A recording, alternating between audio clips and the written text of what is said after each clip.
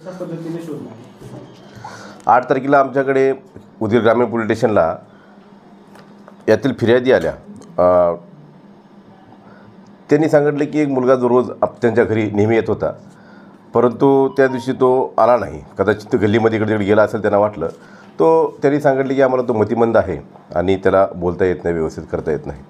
लगेच आम्ही आमच्या पोलीस स्टेशनला 137 प्रमाणे आम्ही गुन्हा दाखल करून घेतला आणि सदरचा तपास आम्ही सपोनी विशाल भात्रे यांच्याकडे दिला. विशाल भात्रे यांनी लगेच त्याच्यामध्ये ज्या भाग होता त्याच्यामध्ये CCTV कॅमेरे त्यांनी चेक केले. 8 तारखेचा गुन्हा होता.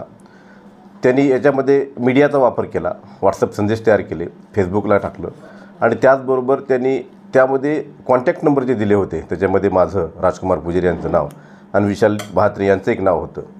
तर त्या दृष्टीनं तपास करत असताना विशाल भात्रे यांनी प्रत्येक मिनिटाचा, प्रत्येक ह्याचा त्यांनी शोध छडा लावला आणि त्यांना कळालं की सदरचा मुलगा हा CCTV कॅमेऱ्याच्या सहाय्याने तो रेल्वे स्टेशनवरती पोहोचलेला आहे. त्या अनुषंगाने संध्याकाळपर्यंत पुन्हा त्यांनी तपासाची चक्रे फिरवत असतानाच आम्हाला असं कळलं की तो मुलगा जो आहे 13 तारखेच्या संध्याकाळी तो गुलबर्गा येथील बाल सुरक्षागृहामध्ये आहे. आणि त्या दृष्टीनं आम्ही त्याच्या मातेला विशाल भात्रे साहेब यांनाही समजलं आणि सदरचा मुलगा मिळून आल्याचे एक वेगळंच समाधान प्राप्त झालं. विशाल भात्रे साहेब, त्यांच्यासोबतचे हवालदार स्वामी आणि त्यांची टीम ही गुलबर्ग्याला गेली आणि तो मुलगा एकदम कायदेशीर कारवाई करून ताब्यामध्ये घेण्यात आलं.